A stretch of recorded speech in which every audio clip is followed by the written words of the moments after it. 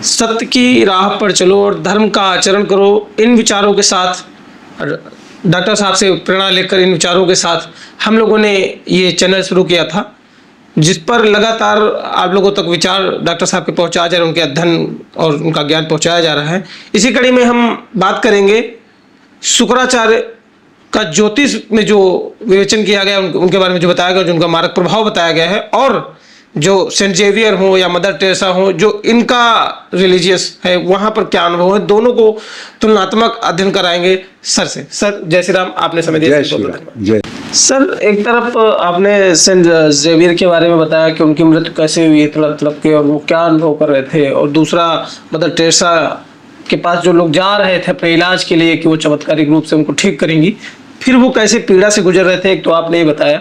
जब आप चूंकि हिंदू धर्म से मीमांसा करते हैं, उसकी तुलना करते हैं, तो जब हम वापस शुक्राचार्य पे अगर बात करें तो उनका जो ज्योतिष में मारक प्रभाव बताया गया है, उससे अगर कुछ हमारे दर्शकों को आप बता पाए तो मुझे लगता है बहुत आसानी होगी। नहीं, बड़ा अच्छा प्रश्न आपने किया समापन से पहले इस चर्चा की।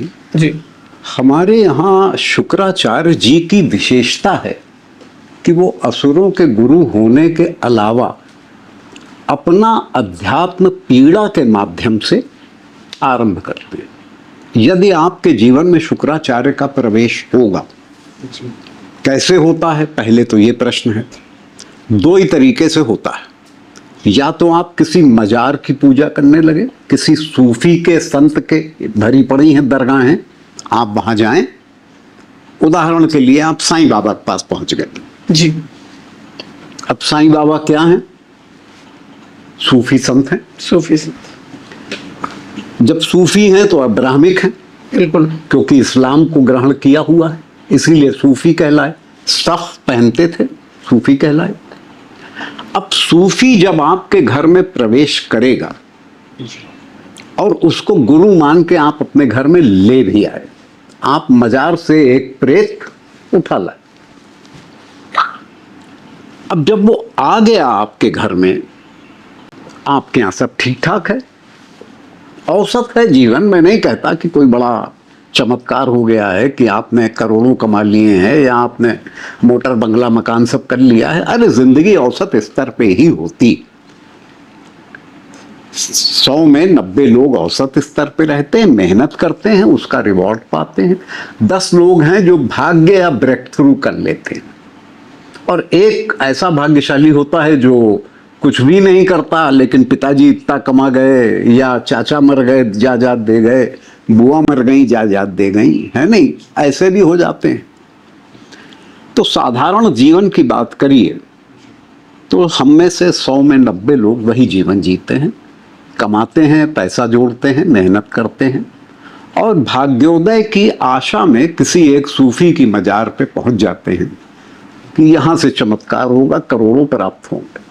अब आप एक भूत या प्रेत ले आए। अब शुक्राचार्य जी का प्रवेश आपके घर में हो गया। अब ब्राह्मिक फेथ्स के भगवान या ईश्वर या अल्लाह या जेहोवा यही है। अब जब आप इस स्तर पे आए तो बाबा आपके घर पहुंचे, सब ठीक ठाक है। फिर बाबा ने देखा कि आपकी छत बड़ी अच्छी, उसमें उन्होंने चैन कर दी। अब छत टपकने लगी। आप अपने घर में हैं, छत आपकी टपक रही। फिर बाबा ने आप पे कृपा की, आपको एक छाता टिका दी। अब आप अपने घर के अंदर टपकती छत के नीचे छाता लगाए घूम रहे हैं। बड़ी कृपा है साईनाथ महाराज की, छाता मिल गया। छाता मिल गया। अब पॉइंट 2 पे आई। आप दोनों पैरों से चल रहे हैं, ठीक है।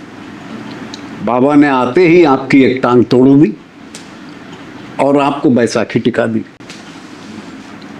अब आप बैसाखी लिए घूम रहे हैं। बाबा बड़ी कृपा है, दोनों टांगे नहीं टूटी, मैं चल लेता हूं। आप फिलॉसफी पे आ गए। यथार्थ क्या है कि आपकी टांग बाबा ने तोड़ी है घुसते ही, क्योंकि उन्हें मारक प्रभाव डालना है। इस बात को ध्यान दीजिएगा। अगर उनकी कृपा का आरंभ है तो पहले एक मारक प्रभाव आप पे आना है। जो उसके मन में प्रेरणा ये आएगी कि ये तो मतलब बच गई मेरी दूसरी टांग, प्रेरणा तो उल्टी आएगी, अरे बाबा ने एक टांग बचा ली, जान चली जाती है एक टांग ही गई। मेरी जान चली गई, टांग ही गई, अरे बाबा ने रक्षा कर दी, है नहीं। लेकिन आप छाता लिए घूम रहे हैं घर के अंदर, आप टांग तोड़ाए घूम रहे हैं, इसका अर्थ है बाबा आ गए। अब शुक्राचार्य जी की विशेषता है कि अति भ्रमकारी, अति कुपित और अति मायावी, ये तीन जो उनके रूप हैं, इन तीनों रूपों में वो कार्य करते हैं आपके जीवन में। भ्रम फैलाए रहेंगे। अगर आप राम की पूजा करते हो तो राम की निंदा शुरू हो जाएगी, आप कृष्ण की पूजा करते हो कृष्ण की निंदा शुरू हो जाएगी। स्वप्नों में आप इनका सम्मान छोड़ दोगे, इन पे आप विश्वास छोड़ दोगे। अगर आपने कहा भी नहीं कि कृष्ण तो परमात्मा है, तो आपको ऐसे स्वप्न मिलेंगे कि कृष्ण बड़े हल्के हैं। कहाँ किसकी पूजा कर रहे हो, कृष्ण बड़े हल्के हैं। क्योंकि शुक्राचार्य जी की एक आंख किसने फोड़ी हुई है, वामनावतार में श्री कृष्ण ने ही तो फोड़ी हुई है। बिल्कुल। तो अब आपको सपने दिखने लगे कि कृष्ण बड़े हल्के, तो स्वाभाविक है आप कृष्ण से दूर होने लगेंगे, बाबा परमात्मा होने लगे और टांग तोड़े बैठे और कृपा उन्हीं की। अब यही चीज आगे बढ़ती है, मारक प्रभाव। इसके अंदर निग्रहाचार्य जी ने जो अभी एक सीरीज बोली है अपनी जी। महामलेच्छराज के ऊपर, जी। वो सीरीज सूक्ष्म तत्व दर्शन पे आधारित है। मेरा जो अपना मानना है, क्योंकि मैंने मलेच्छराज को भी पढ़ा है, मैंने वेस्टर्न पंचतंत्र जो उनके हैं वो भी पढ़े हैं, और जो उनकी सुपरस्टिशन और मैजिक और ब्लैक मैजिक के वर्क्स हैं वो भी जाने हैं। बहुत ज़्यादा रेफरेंसेस तो नहीं जाने हैं, लेकिन उनके यहाँ भी 5 प्रकार, ये भारत के विष्णु शर्मा का पंचतंत्र न समझ लीजिएगा कथाएं जो हैं छोटी छोटी, उनका जो पंचतंत्र है जी। वो भी वैसे ही आधारित है पंचमकारों पे, जैसे हमारे यहाँ अघोर। अच्छा। लेकिन अघोर की साधना साल्वेशन या मोक्ष की ओर जाती है, और उनका जो पंचतंत्र है वो सांसारिक है,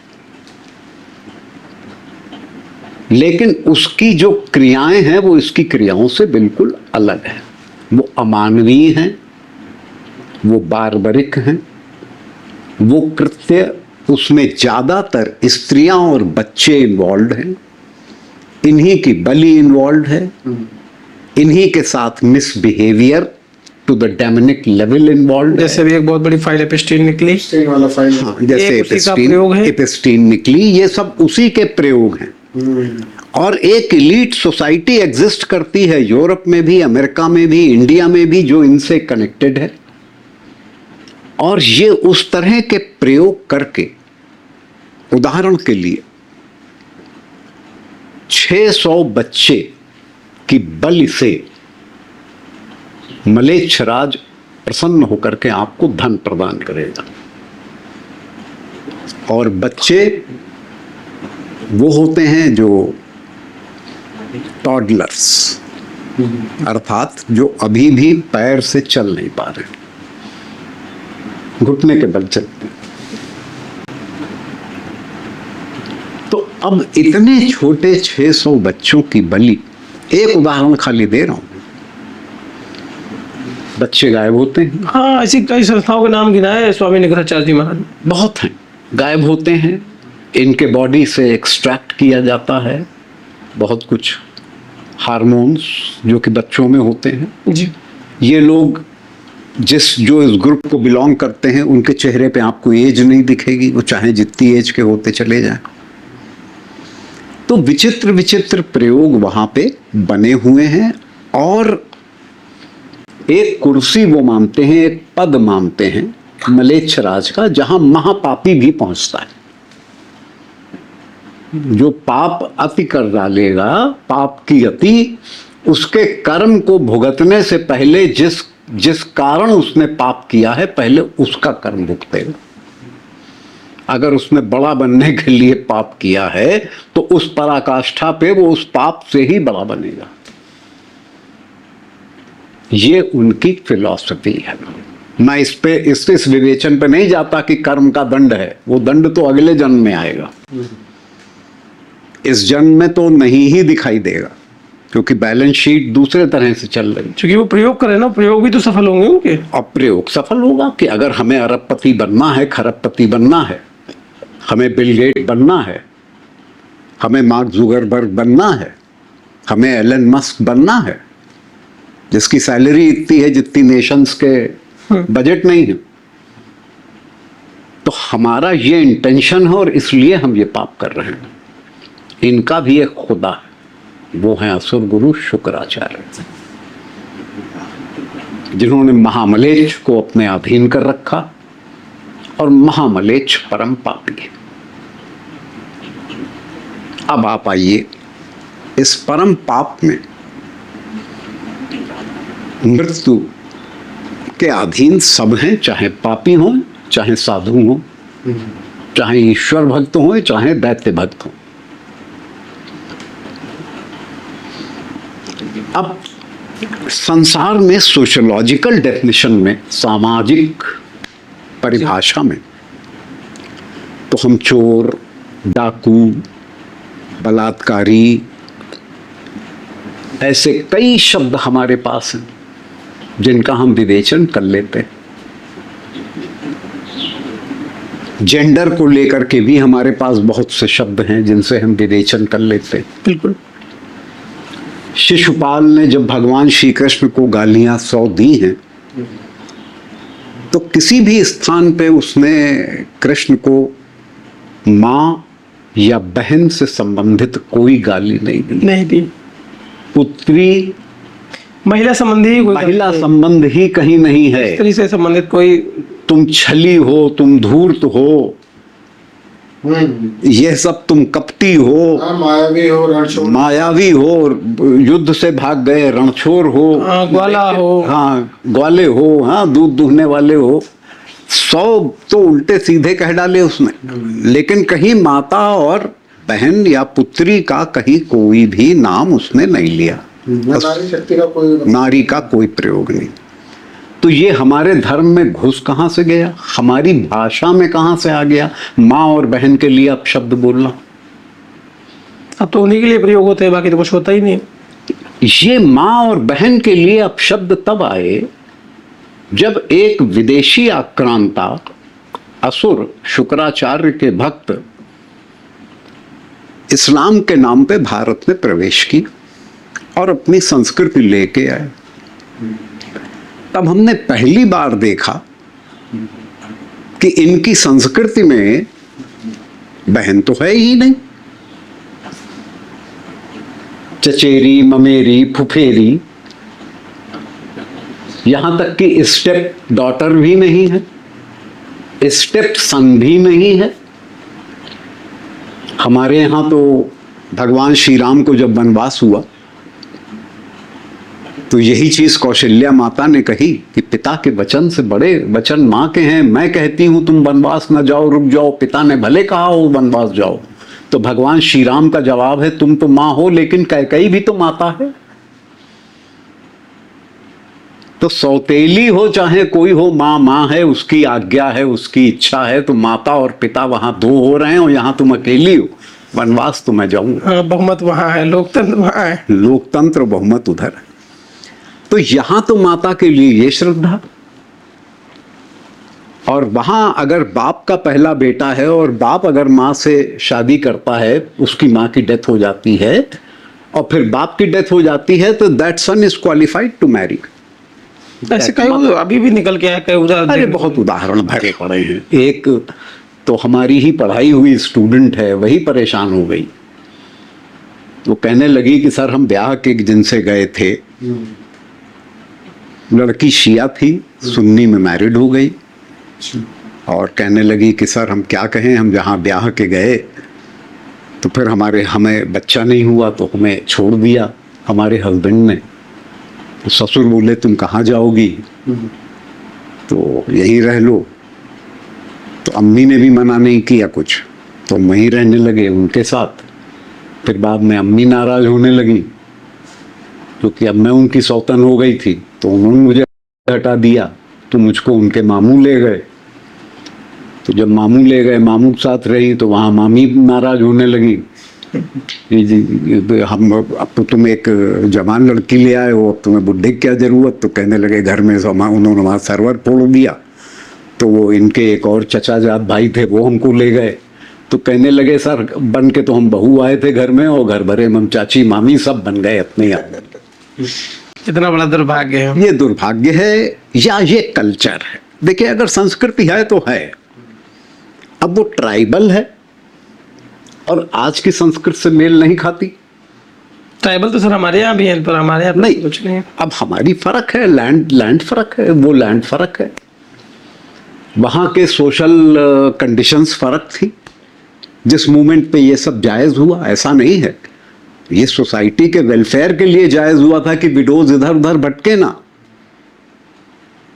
आप उसका दूसरा एस्पेक्ट भी, भैया सिक्के के दोनों पहलू देख के चलना पड़ता है। आप सिक्के का एक पहलू नहीं दिखा सकते।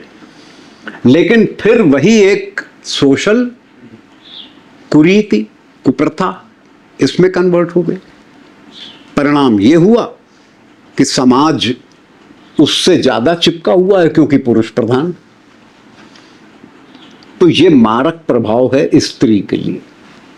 पुरुष के लिए नहीं हिजाब, स्त्री के लिए ये मारक प्रभाव, क्योंकि स्त्री का नेचर पॉलीगैमस नहीं होता। Man is polygamous by nature. वो तो 4 शादी करना चाहता है, लेकिन स्त्री ने एक में कंटेंटेड होती है। उसको अपने बच्चे, अपना परिवार बनाया बायोलॉजिकली, ईश्वर ने उसे ऐसा। तो आपने उसको मल्टीपल हैंड्स में पहुंचा दिया। खैर, आइए फिर मारक प्रभाव।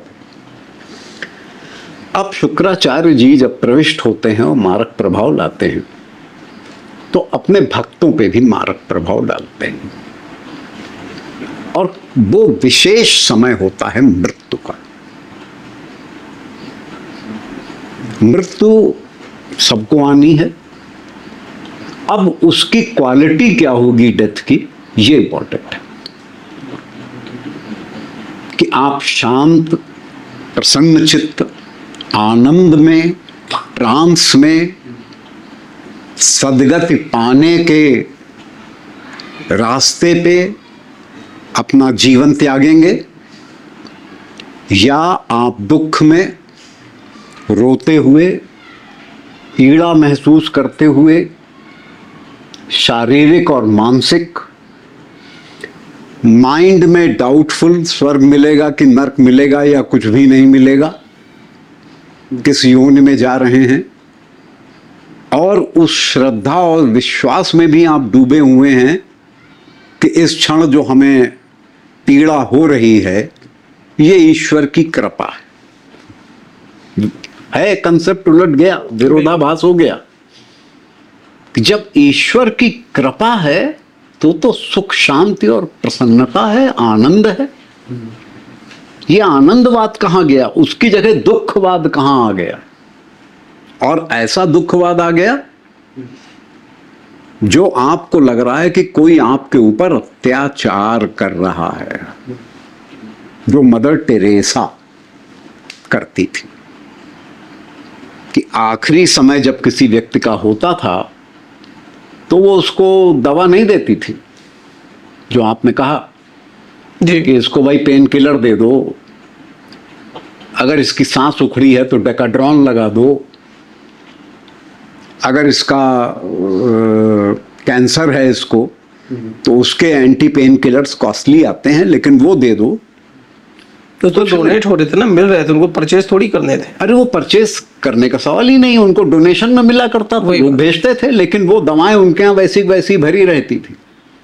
अब वो कहती थी कि जो चीखता था, चिल्लाता था, रोता था, उससे कहती थी कि तुम ईसा मसीह का अनुभव करो। क्राइस्ट ऐसे ही सूली पे चढ़े थे, ऐसे ही उनके कीलें ठोकी गई थी, तो सोचो उन्हें कितना दर्द हुआ होगा। तो इस क्षण जीसस तुम्हारे पास खड़े हैं, वो अपना दर्द लेके तुम्हारे पास खड़े हैं और अपना दर्द ही तुम्हें ट्रांसफर कर रहे हैं, तो तुम तो भाग्यशाली हो कि जीसस का दर्द झेल रहे।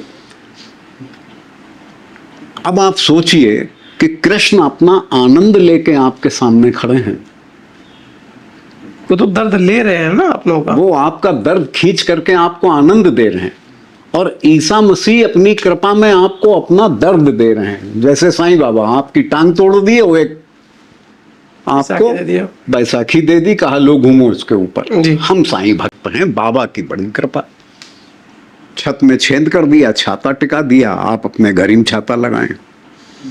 अब ईसा मसीह जब आपके करीब हैं, वो आपको प्रेम कर रहे हैं, तो वो आपको अपना दर्द दे रहे हैं। यदि आप दर्द महसूस कर रहे हैं तो क्राइस्ट आपके पास हैं। सारी परिभाषा उलट गई। कितनी दीन दैन्य मृत्यु है ये, ईश्वर न दे किसी। हमारे यहाँ तो कहा जाता कि जीते जी नरक देख लिए। हाँ, ऐसे मृत्यु को हाँ, जीते ही जी नरक देख ले। हाँ। अब आइए पॉइंट 2 पे। एक मदर टेरेसा के यहाँ एक पेशेंट पहुंचा, वो दमे की बीमारी से पीड़ित था। अपने साथ लेडी थी, वो अपने साथ लड्डू गोपाल भी रखती थी। अब भाई ये जीवन है, किसी को कुछ भी हो सकता है। बिल्कुल।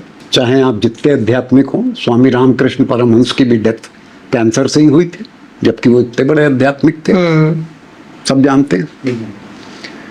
लेकिन उन्हें तकलीफ कोई नहीं थी आखिर तक। तो दर्द ले लिया था ना। हाँ, माता ने तो उनका सारा दर्द पूरा ज्ञान आनंद लेके बैठे थे वो। हाँ, वो तो ज्ञान और आनंद की स्थिति में गए, और फिर भी यही कहते हुए गए कि मैं कहीं गया नहीं, मैं हूं तुम लोगों के साथ, और मैं जिस स्थिति में हूं उसका अनुभव करो। और जितने लोग थे वो सब ट्रांस में चले गए। कहते हैं जितने वहां खड़े थे वो आनंदातिरेक में झूमने लगे। ये हो गया। अब जब वो बीमार आदमी बोला कि माँ mother, can you help me by giving me Decadron, तो उससे जरा बॉडी में ऑक्सीजन लेवल कम हो जाता है जब किसी को दमा होता है, सांस की बीमारी। तो वैसे ही उसको ऑक्सीजन लेवल बहुत कम था, तो उसने कहा नहीं, experience Christ in your pen.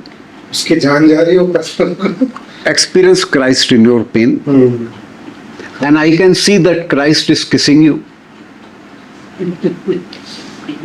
तो वो कहता है कि mother, can you ask Christ not to kiss me, not to kiss मी। तो ये कहती है ना, how can I when he has come. अब आप इंटरेस्टिंग चीज देखिए कि वो क्राइस्ट को गाली देने लगा। बंगाली था, उस लेडी बंगाली थी, वो क्राइस्ट को गाली देने लगी। वो कहने लगी कि चले जाओ, चले जाओ, तुम ही भूत पिशाच जीजस, चले जाओ, छोड़े जाओ, छोड़े जाओ, छोड़े जाओ, छेड़े दाओ, मतलब भागो यहाँ से, जाओ तुम यहाँ से, तुम ही भूत पिशाच जीजस, तुम ही भूत पिशाच जीजस। इसके ऊपर मदर निर्मला जो उनके साथ रहती थी, उन्होंने कहा ये तो ब्लास्फेमी कर रहा है, तो ईसा मसीह को गाली दे रहा है। हमारे यहाँ को भैया ब्लास्फेमी के खिलाफ कानून नहीं है, और अगर बन भी जाएगा तो इब्राहिमिक ही फायदा उठाएंगे। हमारे यहाँ तो लोग कृष्ण के तस्वीर रखते हैं, उसके ऊपर पैर रख देते हैं। अगर इस पर कानून होता तब तक पूरे बॉलीवुड की दुकान बंद हो गई होती। हाँ हाँ, हर पिक्चर में तो भगवान को जो है सोच रहे होते। हाँ हाँ हाँ, बिल्कुल सही कह रहे हो। दुकान ही बंद हो गई होती। हाँ हाँ, वो पीके के जो पिक्चरें बन गई हैं तो सब दुकानें बंद हो गई होती। कितनी पिक्चर है जिसमें वो भोलेनाथ को कह रहे हैं तुम पत्थर बने बैठे हुए हो, तुम ये कर रहे हो, तुम वो कर रहे हो, और 786 लगाए घूम रहे हैं, मेरा दर्द नहीं देख रहे हो। हाँ, 786 है यहाँ, तो सब गजब हुआ जा रहा है। तो खैर, तो जब इसने कहा मदर निर्मला ने कि अरे ये तो ब्लास्फेमी कर रहा है, तो ईश्वर को गाली दे रहा है, तो उसने अपना रुमाल रख दिया उसके मुंह पे कि नहीं, गाली नहीं, गाली नहीं, गाली नहीं, गलत है, गलत है, गलत है। और वो वही कह रहा, तुम ही भूत पिशाच जीजस। उसमें वो बेचारा दमे की मरीज कहाँ तक जिंदा रहेगी? उसकी सांस वैसे ही, एक सांस न ले पाए तो आफत है। एक एक पॉइंट गिरता जा रहा है, उसके मुंह पर रुमाल रख दिया आपने, मतलब अनइंटेंशनली। मैं नहीं कहता कोई मारने के लिए थोड़ी रखा है, आश्रम में लाए हैं तो ईसा मसीह का अनुभव कराने के लिए लाए थे, लेकिन ऐसा धर दिया कि उसकी डेथ हो गई।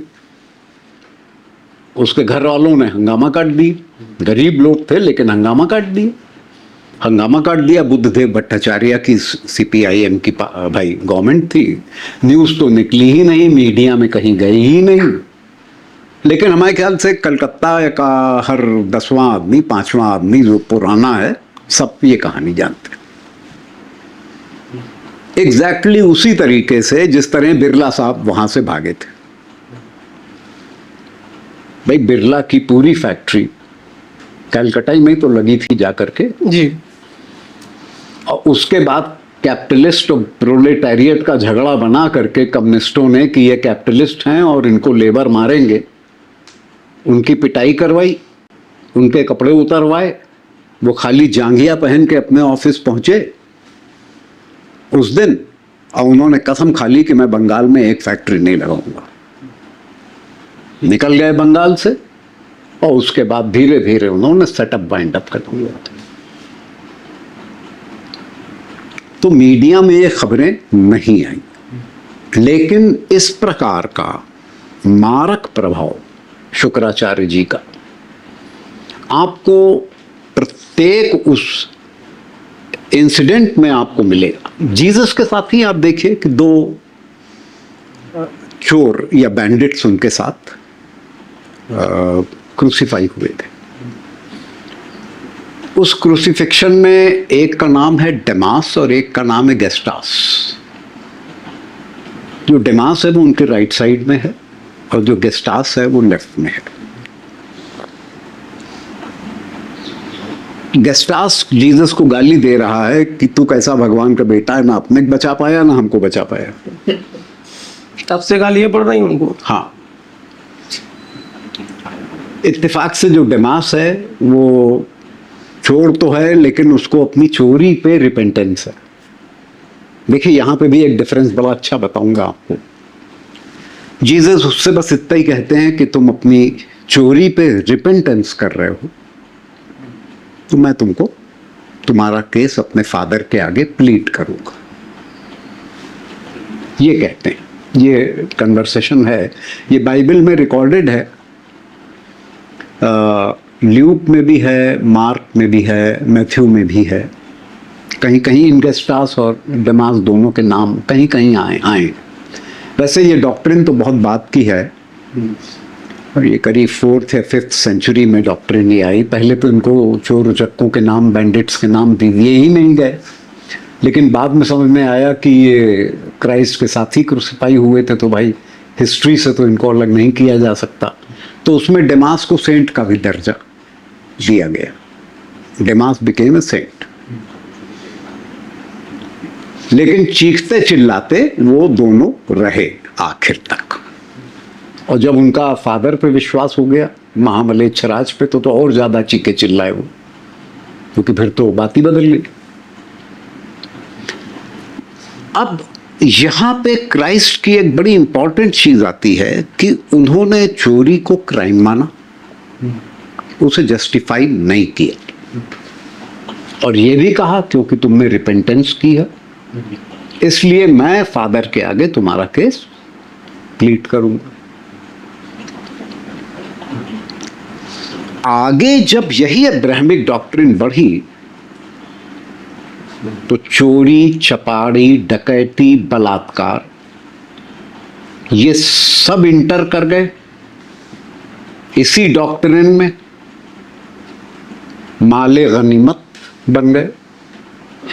अगर चोर काफिर का माल चुरा रहा है तो माले गनीमत। देखा आपने, अब्राहमिक डॉक्ट्रिन में ही बदला, जहां पे जीसस डिफर्स फ्रॉम अदर्स। ये बड़ी इंपॉर्टेंट चीज कि ईसा मसीह माले गनीमत में विश्वास नहीं करते। नहीं रखते। इसीलिए उस चोर की रिपेंटेंस जो है उसको क्वालिफाई करती है कि एक पैगंबर खुदा के आगे तुम्हारा केस प्लीड करे। लेकिन आगे जब डॉक्ट्रिन बदली तो माले गनीमत बन गया सब, और क्रिश्चियनिटी में ही बन गया, और फ्रांसिस जेवियर ही माले गनीमत देखने लगे। स्त्रियों को नहीं देखा उसने, मरा भी वो बहुत बुरी मौत। लेकिन हिंदू मंदिरों की को तोड़ना, मंदिरों की जगह चर्च बनाना, ये क्या है? काफिर का माल लूटना ही तो माले गनीमत है। फिर चाहे वो स्त्री हो, चाहे जेवर हो, चाहे जमीन हो। तो फिर वही मारक प्रभाव, आप माने तो मारक प्रभाव, ना माने और न माने तो मारक प्रभाव, क्योंकि ये है ही शुक्राचार्य की धारा। हमारे यहां अंतर इतना है कि हम अपने अंत के समय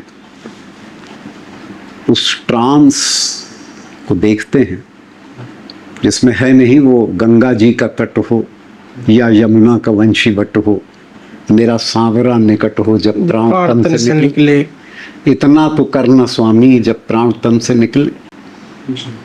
तो ये जो थॉट प्रोसेस है हमारा, पीतांबरी कसी हो छवि मन में ये बसी हो, ओठों पे कुछ हंसी हो जब प्राण तन से निकले, श्री वृंदावन का स्थल हो मेरे मुख में तुलसी दल हो, विष्णु चरण का जल हो जब प्राण तन से निकले, जब कंठ प्राण आवे कोई रोग ना सतावे, राम दर्शन दिखावे जब प्राण तन से निकले, उस वक्त जल्दी आना नहीं श्याम भूल जाना, राधा को साथ लाना जब प्राण तन से निकले, सुधि हो नहीं तन की तैयारी हो गमन की, लकड़ी हो ब्रज के वन की जब प्राण तन से निकले, एक भक्त की है अर्जी खुद गर्ज की है गर्जी, आगे तुम्हारी मर्जी जब प्राण तन से निकले,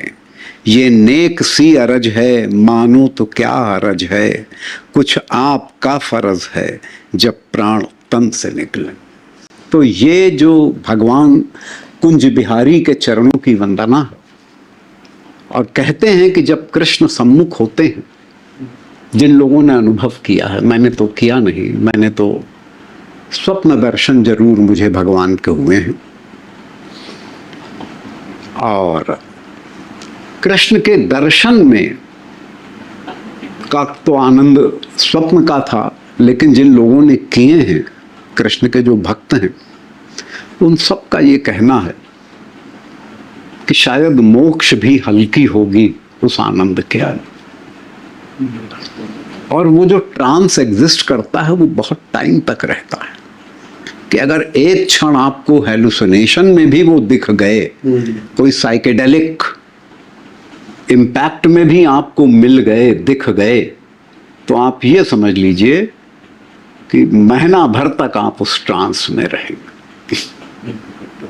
तो जाएगा ही नहीं दिमाग से। कितने आनंद की बात है यहाँ पर।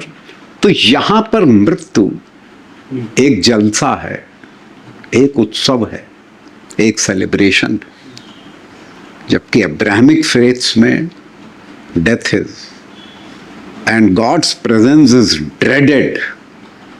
आप खुद ही सोचिए कि वो कह तो रही हैं कि ईसा मसीह इज किसिंग यू, और वो कह रहे हैं can you ask him to not to kiss me. इससे ज्यादा कंट्रास्ट और नहीं हो सकता। तो आई थिंक ये आपका जो पॉइंट था एक्सप्लेन हो गया। हाँ सर, बिल्कुल, कहते हैं दूध का दूध और पानी का पानी हो गया। हाँ, नीर छीर हो। हाँ, नीर छीर हो गया। ठीक है, आपने समय दिया इसके लिए बहुत बहुत धन्यवाद। जय श्री राम। सर, आपका जो ज्ञान है, जो हम लोग प्रयासरत हैं जिससे समाज आगे बढ़े, अनुसरण करे, उसी में एक प्रिया रंजन श्रीवास्तव जी हैं, ये जो है गुजरात से हैं। इन्होंने आपके विचारों को देखकर, उनको सुनकर, आपसे ही काफी ज्ञान पाकर इन्होंने एक किताब लिखी है, decoding Abraham with Shukracharya. Decoding Abraham with Shukracharya. अच्छा हाँ, इन्होंने पीछे मेरा नाम भी दिया हुआ है। जी sir. The story is inspired by the insights of Dr. Rahul Shukla on Abrahamic Mimamsa, that Shukracharya, traditionally saturated within Indic cosmology, represent a foundational archetype underlying ठीक है सर्टन वेस्टर्न रिलीजन कंट्रास्ट। हाँ, तो contrast बहुत अच्छा लगा हमें देख करके कि प्रिय रंजन जी ने प्रयास किया है। और अगर इस तरह की मीमांसाएं उठ जाएं तो हिंदू धर्म के पास इतना विज्ञान है कि हम इनकी केमिकल, फिजिकल, मेटाफिजिकल हर तरह की क्वांटम एनालिसिस कर सकते हैं, बिल्कुल, प्रोवाइडेड ये फील्ड ओपन हो। जी। क्योंकि लोग अभी इस पे जा नहीं रहे हैं, बस इतना ही कह देते हैं अरे आपका धर्म आपके साथ, हमारा धर्म हमारे साथ, बात खत्म। काहे की कंपैरेटिव, आप भी इंसान हम भी इंसान। कंपैरेटिव सर, अभी तो हमारे हिंदू धर्म में इतने कुछ बड़े बड़े जो धर्माचार्य बने बैठे हैं वो तो एक ही बता रहे थे। हाँ नहीं, अब एक तो थोड़ा परिवर्तन हुआ है तो सब नहीं, बदले एक है भैया, मतलब एक एक ही बता रहे थे। एक महात्मा गांधी के ही प्रो बन रहे थे वो। एक हैं गांधी जी यही तो कह के गए हैं कि मुसलमान का खून निकाल लो तो सलमान का और सुल्तान का एक ही निकलेगा। लेकिन सुल्तान का बिहेवियर सलमान के बिहेवियर से फर्क क्यों है, इस पे मीमांसा करो। मदर टेरेसा जो कार्यक्रम कर रही थी वो बिहेवियरल साइकोलॉजी का है। कोई साइकोपैथ ही कर सकता है।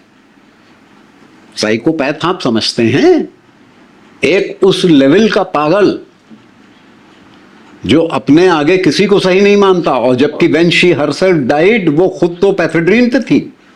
उनको कैसे ग्लोरीफाई किया जा रहा है हमारे हाँ, समाज में। वो स्वयं जीसस क्राइस्ट को अनुभव न कर पाई, सेंट हो गई, वो बात अलग है, कैनोनाइजेशन हो गया, सेंट हो गई, लेकिन स्वयं अनुभव न कर पाई क्योंकि आखिरी एक हफ्ते पैथेड्रीन लगता था उनके।